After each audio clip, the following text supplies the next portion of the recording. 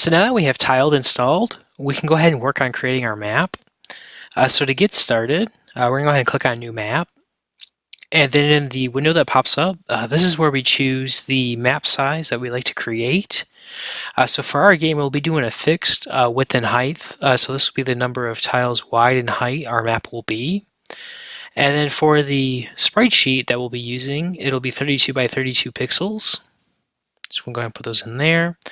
And then we can go ahead and leave the default properties in there for our map. And then we'll go ahead and click on the Save As button. So this will be where we want to save our level. So I'm just going to save this as example. And we'll go ahead and save. And then you'll be taken to the map editor. So the first thing we're going to do is our map is going to be a little bit hard to see because of how small this is. So we can zoom in on our map by coming down here and then selecting a higher percentage. So we'll do 200%. And then, so this is the layout of our map. So the first thing we need to do is we actually need to import a tile set that we like to use in our game. So in the course notes below, you'll see a link to an asset folder. If you go ahead and download that folder and unzip it, you'll see inside there'll be a level folder. And in there, we're going to have 4 different files. First 2 is background, extruded, and background. These are going to be the sprite sheets that we'll be using to create our level, and the sprite sheet we'll be using to load into Site Phaser. And then the large level JSON and the large level TMX will be the level we'll be using for the rest of the course. So what we're going to want to do is we're going to want to go ahead and load in the background PNG into tiled here. So we're going to go ahead and come over here and click on New Tile Set. And we're going to go ahead and click on Browse. And so if we go to Assets, and we'll go on our level, we'll do Background. So like I said, our tile width and height is 32 by 32. And we want to make sure embedded map is selected. So what this does is it saves the metadata inside our map file. So that way when we go to export it out, all of that relevant data will be available, and we'll need that for loading inside Phaser. All right, and then we'll just leave the name as background. So we'll go ahead and click OK. And then what you'll see here is over here on the side, all of our sprites will be loaded in. So what tile does is when we specify that width and height, it will go ahead and break up that sprite sheet into that spacing format and then make it so we can select all of these sprites and we can use them in our map. So you'll see when we click on a sprite, when we hover over our map and the different tiles, it'll turn into that sprite. So what's going on is currently by default the stamp brush is selected, and that tool allows us to go ahead and paint individual tiles in our map. If you have a group of tiles that you would like to paint at one time, you can select them like this, and then you can actually paint that selection onto your map as well. A few other useful tools is we have the bucket fill tool, and what that will do is when you select a tile, it will find all the matching tiles in that group, and you can paint them all at one time like so. The next tool is you have this paint shape fill tool, so you can draw a shape like this and the tiles will fill it like that. And the eraser tool will go ahead and allow you to erase the tiles that you've painted onto your current layer. And then you have the rectangular select and the magic wand tool, and these are different ways for selecting tiles and controlling where you want to paint. So you'll see, like, because this area is selected, I can't actually paint on it, but then over here I can. Alright, so we're just going to go ahead and select everything and delete it. So the next thing we're going to talk about is our layers.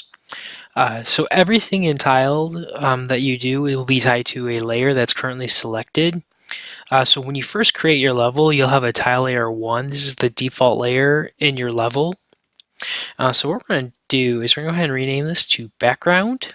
So this is important because any tiles we put on this layer all that metadata will be tied to this one layer.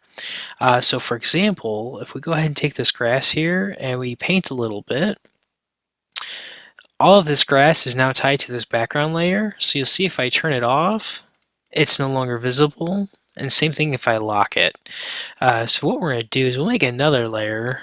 I'm just going to call this background 2. And you'll see since this layer is selected, I'm going to go ahead and do the sand here. I now painted onto this layer. So if I turn this layer off, you'll see that it's on top of this other layer, and my other layer is still below it. And then likewise, if I turn off background 1, you'll see it's only turning off that one particular layer. So one thing layers are really useful for is in our map, if we want to create areas we don't want the player to go into, so a blocked layer, we can easily use a layer to do this. So for example, if we just go ahead and select everything, we'll go ahead and delete it. We'll just do our paint fill real quick. We'll go back to layer 1. And we're just going to go ahead and select this grass here. And then we'll go ahead and lock our layer. So when you lock it, you're no longer actually able to edit it. So it's a nice safe way to make sure you don't change anything that you don't want to change. So we're going to come back up to background 2. And what we'll do here is we're going to go ahead and just select this water tile, for example. So what we could do in our map if we wanted to is we could have this river here, and we could turn it into a blocked layer, so that way when we load this in Phaser, we could have our player collide with the water and not actually be able to cross it. So what we'll do is we're going to change this to blocked layer.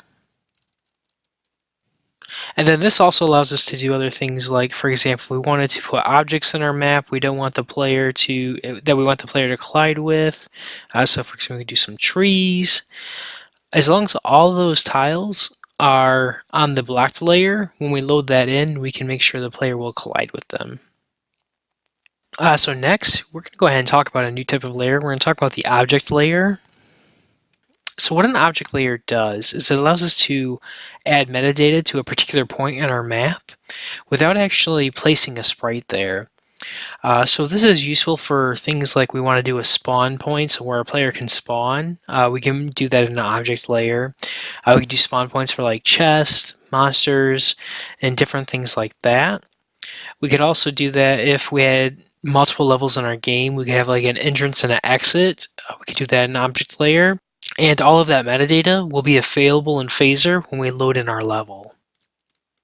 So to go ahead and add objects to your object layer, we actually have to use a different tool set. So you'll notice when I click a tiled layer, my toolbar up here has these icons, and these ones are deselected. But when I select an object layer, these ones are deselected and these ones are available. So these are the different options that are available for adding objects to your game. So we'll have different shapes like rectangle, triangle, ellipse, and what those do is you can actually create shapes, and each of these shapes will be an object on our object layer, and we can use that metadata in Phaser. So one of the things I like to do is I like to have an object actually represent what it is I'm trying to do. So let's say if I wanted to create a chest spawn point, if you click this option here, it allows you to select one of your sprites here, and you can add an object to your layer, and that tile, that sprite, will represent that. And then I'm just going to go ahead and add one more right here. So similar to our tile layers, we can toggle the visibility of our object layers and lock them so we don't accidentally modify them.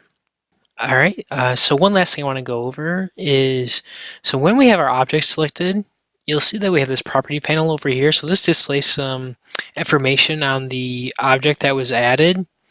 One neat thing you can do is you can add your own custom properties to this object. So for example, we click this plus here, we can add a property. So I'm just going to call this name. And then in here you can choose the type of the property. I'm just going to leave it as string. And then I'm just going to put in chest. So what's nice about these custom properties is all of this metadata we add into our level, we can then, that metadata will be part of the export. So we can actually use that data in our Phaser game. So then once you finish creating your level, what you actually need to do is you actually need to export it as a JSON file. So if you come up to File, and you can do Export As, and then you want to go ahead and make sure you select JSON. And then you can go ahead and name your, and we'll go ahead and we'll call our level level. So Tile supports multiple export types. However, for this course, we'll be using a JSON file when we load in our level in Phaser. So this is the basics of using Tile to create a level.